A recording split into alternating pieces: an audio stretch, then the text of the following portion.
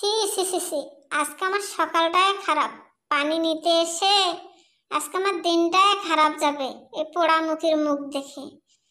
তুই তো একটা বাঞ্জা, তোর তো কোনো বাচ্চা কাচ্চা নেই, তুই কেন এসেছিস ঘাটে? তুই জানিস না সকালে গ্রামের অনেক লোক আসে পানি নিতে, তোকে দেখলে তাদের দিন নষ্ট হয়ে যায়। যখন কেউ থাকবে না তখন তুই এসে পানি নিয়ে যাবি, আর কখনো সকালবেলা তুই পানি নিতে আসবি না এই ঘাটে, বলে দিলাম। কি রে, তুই এখনো এখানে দাঁড়িয়ে আছিস যে?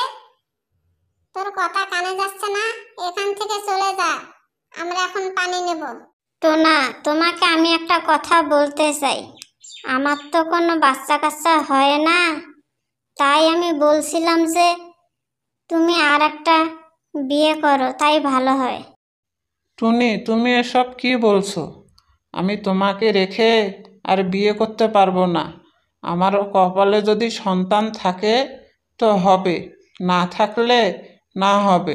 জানো তো না, আমার সন্তান হয় না দেখে গায়ের লোক আমাকে অনেক কথা বলে। আজকেও তো পানি আনতে ঘাটে গিয়েছিলাম, আমাকে কতই না অপমান করলো। টুনি, তুমি গায়ের লোকের কথায় মন খারাপ করো না, আমি দেখছি কি করা যায়। তো না, আমি বলছিলাম কি, তুমি যদি কবিরাজের কাছে গিয়ে আমাদের কথা খুলে বলতে, দেখো কবিরাজ যদি কিছু করতে পারে তাহলে আমাদের জন্য ভালো হতো। ঠিক আছে টুনি, তুমি যখন বলছো আমি কবিরাজের কাছে আজকে বিকেলবেলা চলে যাব।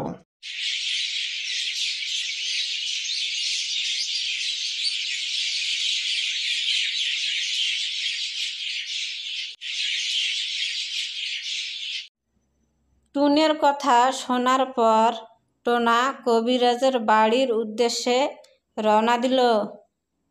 আরে কি ব্যাপার টোনা যে আমার কাছে, কি মনে করে এলে? আসলে হয়েছে কি, আপনার কাছে এসেছি, আমাদের কোনো সন্তান হচ্ছে না, তাই আপনার কাছে এসেছি। আমার কাছে তো কেউ সমস্যায় না পড়লে আসে না। ঠিক আছে, আমি পানি পড়ে দিচ্ছি আর একটি তাবিজ দিচ্ছি। পানি পড়া টুনিকে নিয়মিত খাওয়াবে আর তাবিজটা গলায় দিতে বলবে। দেখবে কদিন পরেই তুমি সন্তানের বাবা হয়েছো। এই নাও তাবিজ, টুনির গলায় দিবে আর পানি পড়া নিয়মিত খেতে বলবে। ঠিক আছে কবিরাজ, আমি তাহলে বাড়িতে গেলাম।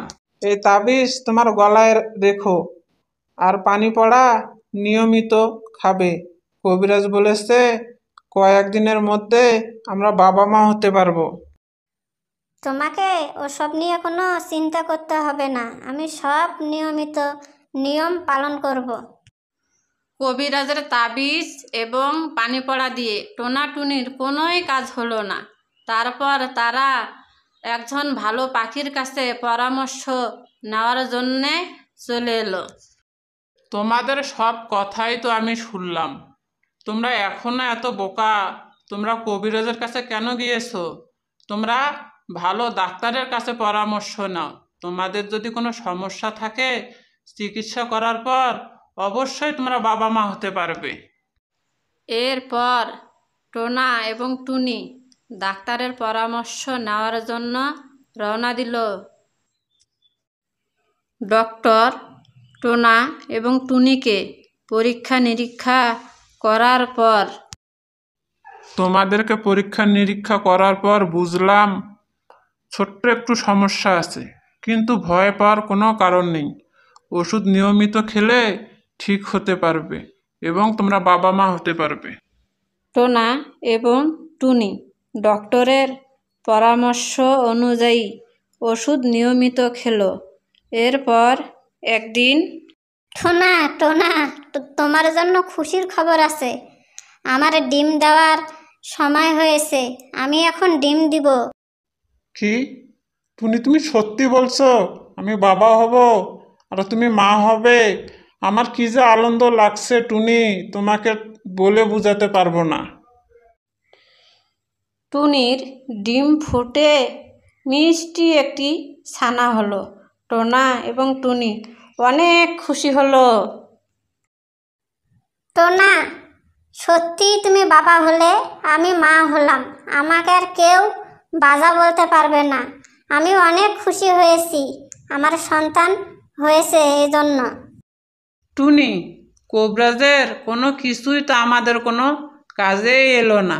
অবশেষে ডক্টরের পরামর্শে আমাদের সন্তান হলো। সব উপরওয়ালার ইচ্ছা, আল্লাহ যা করে ভালোর জন্যই করে। বন্ধুরা, ভিডিওতে ভালো লাগলে লাইক কমেন্ট সাবস্ক্রাইব করতে ভুলবেন না।